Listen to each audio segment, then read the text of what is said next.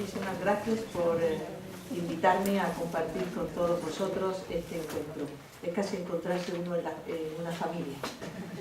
Bueno, la estrofia vesical en los últimos 10 años se han hecho grandes progresos en cuanto a investigaciones, pero sin embargo estos progresos que hemos visto no han sido lo suficientes como para mejorar de una manera significativa los resultados que obtenemos.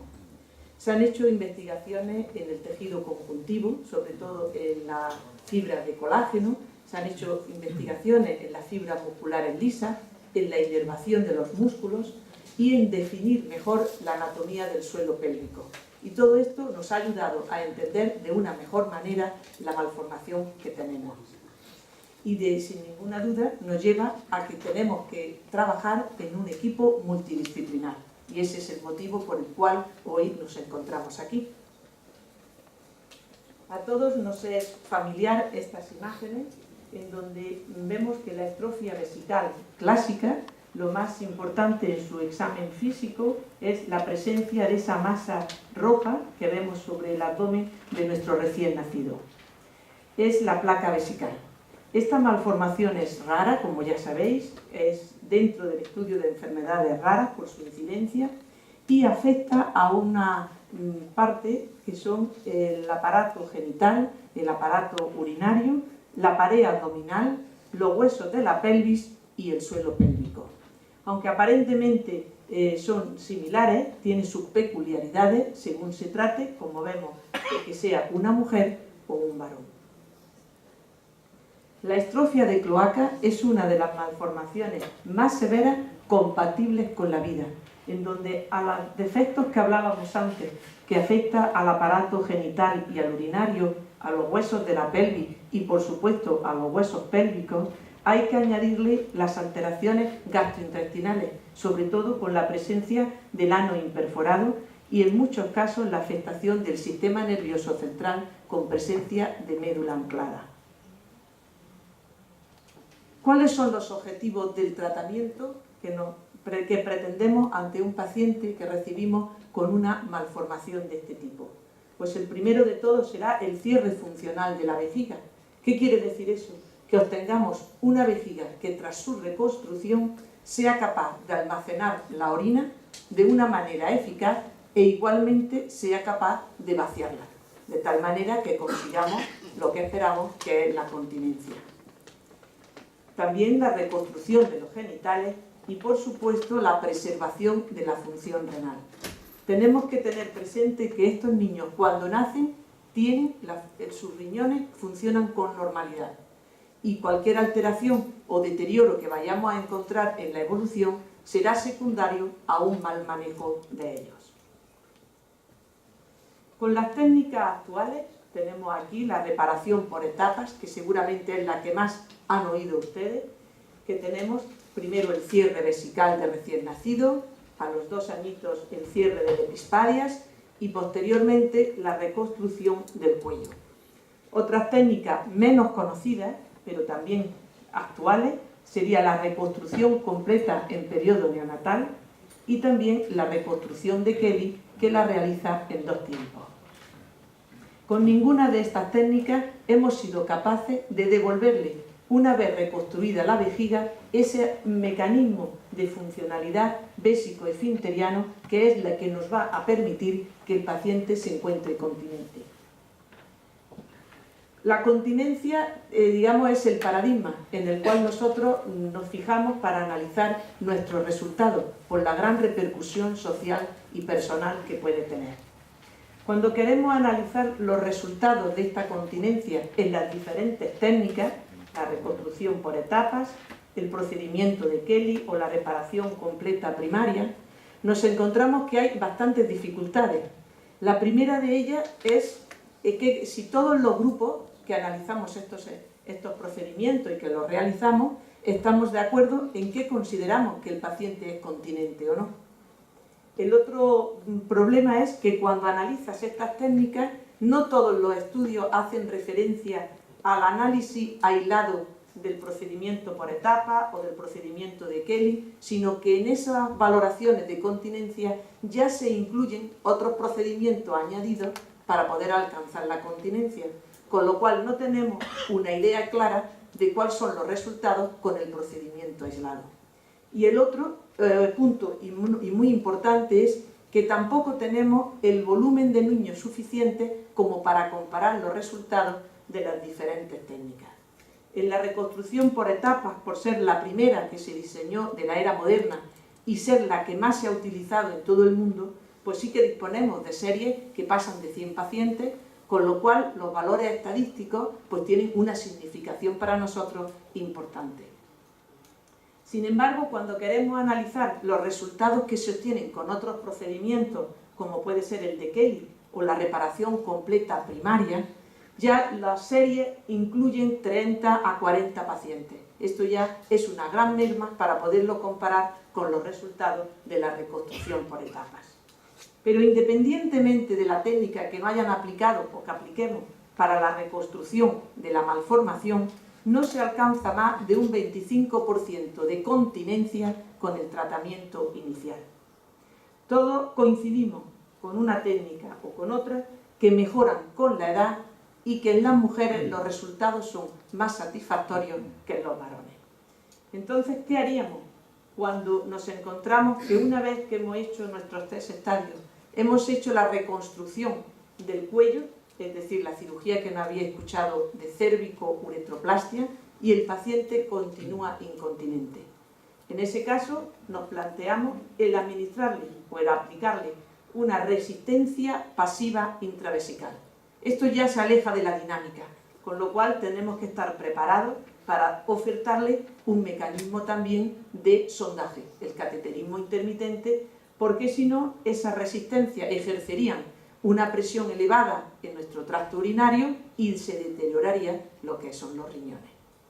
Entonces, para poder elegir, pues si hacemos una recirugía de cuello, si hacemos una inyección en el cuello con algunos materiales que no había escuchado, el macroplastique o el deflux, para darle una mayor obstrucción, o bien una ampliación vesical, colocando a nuestra vejiga, porque es de baja capacidad, un parche de intestino, o bien un procedimiento de mitrófano, nos apoyamos en los estudios urodinámicos, que van a ser ellos los que nos van a decir cuál sería el procedimiento más adecuado en ese paciente. En la imagen de la izquierda podéis ver en la parte superior lo que es el cuello vesical de un paciente que está hecha la reconstrucción pero que persiste incontinente. Ahí, con esa imagen endoscópica, nos podemos dar cuenta que el cuello está abierto, no coacta, y en la parte de abajo es después de haberle inyectado en esos bordes un producto que le produzca a él pues, un abultamiento para que coacten. Pero en ningún momento estamos hablando de funcionalidad, sino hemos aumentado la resistencia para que no pierda. Pero tendría que ser eficaz para que le permita un vaciamiento y esté seco. Después de aplicar todos estos procedimientos, podríamos estar en unos porcentajes de continencia de un 74%. Con lo cual nos damos cuenta que somos capaces de reconstruir con mayor o menor éxito lo que es la malformación, pero no somos capaces de recuperar la funcionalidad vésico-esfinteriana que deben de tener para un buen funcionamiento vesical. En cuanto a las consideraciones anatómicas, que son muy importantes, tendríamos que tener claro pelvis, suelo pélvico, cavidad pélvica. Parecen lo mismo, pero no son. Cuando nos referimos a la pelvis, nos estamos refiriendo exclusivamente a lo que es el marco de los huesos, que está constituido por el hueso coxal, el sacro y el coxis. Cuando hablamos del suelo pélvico, ahí nos referimos al plano muscular. Y la cavidad pélvica es el lugar en donde se van a alojar esas vísceras, que son los órganos, que tenemos una parte del intestino, que sería el recto sigma, la parte urinaria, la vejiga con la uretra, y también parte genital en la mujer, el útero, las trompas y parte de la vagina. La anatomía de la cavidad pélvica se ve muy bien aquí, que el punteador no va, pero vemos como la cavidad pélvica, que es esto, está limitada en su parte anterior por otra cavidad, que es la cavidad abdominal, y se limita en la parte inferior por lo que llamamos el perineo, el suelo del perineo. Los huesos de la pelvis lo constituyen, como habíamos dicho antes, 3 huesos, que son el coxal, el sacro y el coxis. El coxal, a su vez, tiene otras 3 partes, que son el ilion, el isquion y el pubis. Las pelvis no son lo mismo en el hombre y en la mujer, y ahí podemos ver cómo la pelvis, los huesos de la pelvis, en la mujer tienen una forma circular y en el varón tienen una forma que se parece más a un corazón.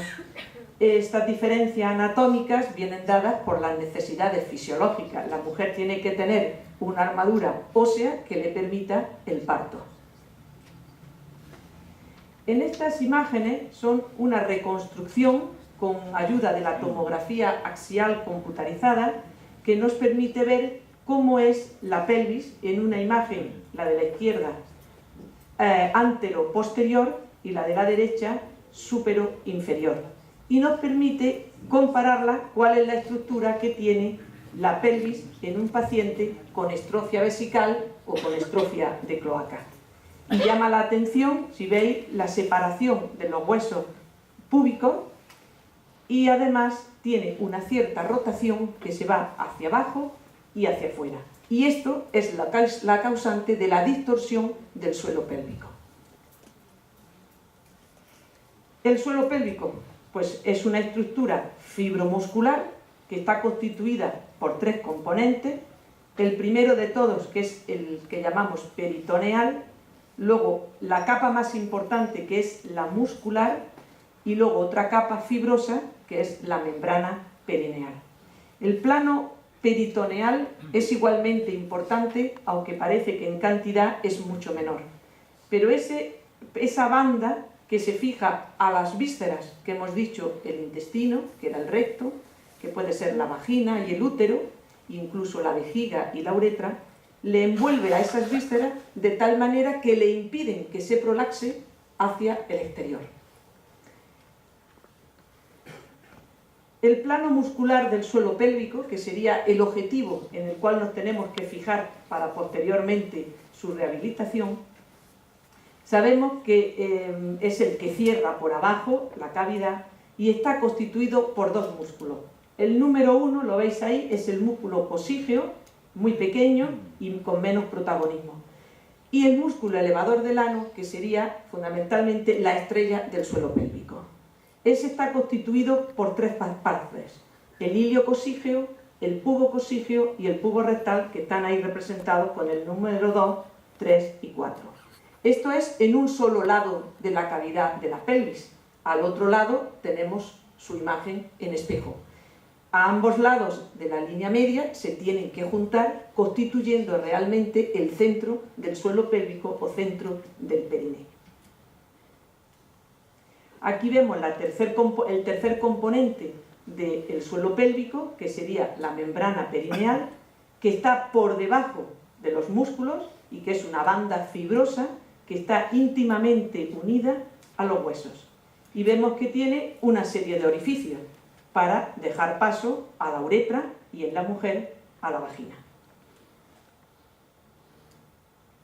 En este esquema, que es un grado más de complejidad, lo que vemos es el engranaje tan complejo que existe situado en el plano profundo muscular del perineo, que son la estructura esfinteriana, esfínteres urogenitales, que en la mujer tiene 4 músculos reconocidos que puedan influir en la continencia urinaria, mientras que en el varón solamente se reconocen 2.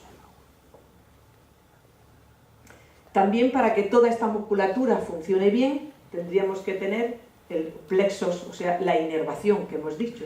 Entonces, precisa del plexo sacro y del plexo cosígeo para que funcione adecuadamente.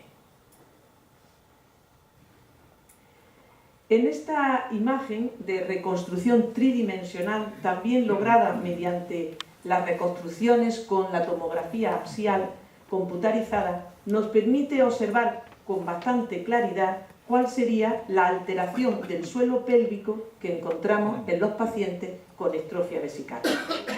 Y aquí vemos, con respecto a la normalidad, el canal que se forma mediante el elevador del ano la apertura del músculo elevador del ano en su faceta anterior y posterior, que es prácticamente el 50% para cada uno, y como la posición que tiene el ano. Si nos venimos en el paciente con estrofia, lo que nos encontramos es que el ano ya no está en su sitio, se ha desplazado hacia adelante. Y ese embudo que hace el elevador del ano se ha quedado aplanado. Como consecuencia, apenas existe elevador del ano en su cara anterior para irse todo, las 2/3 partes, hacia la parte posterior. Y eso se ha visto que es consecuencia principalmente de esa distorsión lateral de hasta 30 o 34 grados que tienen las pelvis, y no tanto a la diástasis púbica, que durante muchos años le hemos dado mucha importancia. En esta otra imagen axial, pues se ve todavía con más claridad. Aquella es la izquierda es posición anatómica normal, y esta en un paciente con estrofia. Este es el ano, y como vemos que por delante apenas tenemos estructuras musculares que puedan abrazar a esa uretra y a esa vagina. El foco de atención actualmente está en 2 puntos, uno quirúrgico, y es en hacer posible que estos niños le hagamos las menos intervenciones, con la menor morbilidad, el mínimo número, y además que desviemos el foco de atención hacia esa recuperación del suelo pélvico que tanta importancia creemos que hoy está tomando en la continencia de los pacientes, y que hasta ahora no se le había dado el protagonismo deseado. Entonces, habíamos dicho que somos, en mayor o menor éxito, capaces de reconstruir.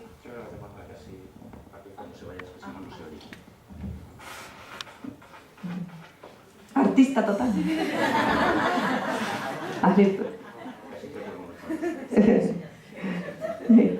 Bueno, sí.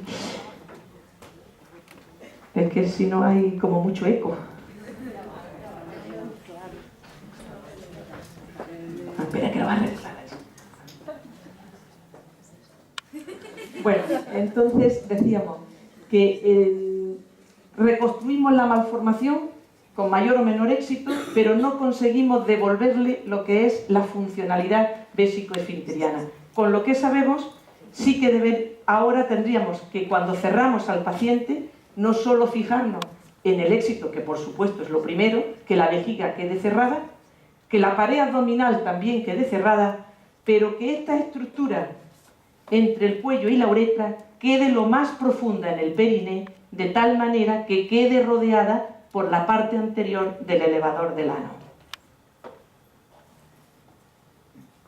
Este esquema recoge cuáles son los cambios que se producen en el paciente después de haberle hecho el cierre en el periodo neonatal, los cambios en el suelo pélvico. Entonces, de estar en esa posición, como vemos aquí, después de haber hecho el cierre sin osteotomía en el recién nacido, aproximamos el pubis y la parte muscular, aquí estaría la uretra, pues queda aproximada. Como el canal, que aquí no existe, apenas existe elevador del ano en su parte anterior, al menos por unos meses conseguimos que aumente esa porción muscular. Y así es como quedaría en esta imagen.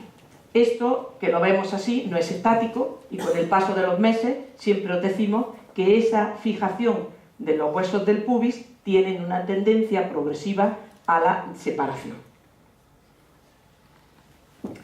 En el siguiente esquema sería la misma cambios que se producen en el suelo pélvico de los pacientes cuando hemos hecho una reconstrucción tardía, y por eso ponemos que la hemos hecho con osteotomía, que en estos casos, cuando ya el niño es mayorcito, necesita la fijación ósea para asegurarnos el éxito. Pero igualmente, con el tiempo, también esta síntesis del pubis que hemos dejado bien aproximada tiene tendencia a una separación progresiva. Pues bien, ahora os voy a ver la pequeña participación, digamos, clínica que de todo lo que hemos contado del suelo pélvico podría tener un efecto positivo. Esto corresponde a un paciente que le hicimos el cierre por estadios, que pasado el cierre funcional del cuello persistía la incontinencia, y con la flujometría observamos que su patrón es claramente obstructivo. Esto le decimos nosotros, que es que está orinando, empujando y saliéndole pues pequeñas cantidades. Comprobando que no tiene obstrucción anatómica, que no es porque lo hemos dejado muy estrecho, pues les recomendamos hacer una semana de biofeedback. Y al hacer ese ejercicio y comprobar 4 semanas después, con otra flujometría, lo que no observamos es que ya no orina así, sino que ya empieza a elevar la curva. Sabéis que esto sería un patrón normal, pero que necesita más tiempo para eliminarlo. Y 8 semanas después, el patrón flujométrico ha mejorado, también coincidiendo con una mejora en la incontinencia. Eso quiere decir que con esos mecanismos no es que se haya curado el paciente, sino que le estamos enseñando a cómo tiene que orinar y aprovechar esa musculatura para relajarla y para contraerla. Y si lo hace eficazmente, deberíamos de encontrar mejoría en el patrón, en el cómo orina y, por supuesto, en la incontinencia. Y esto es todo lo que quería contarles.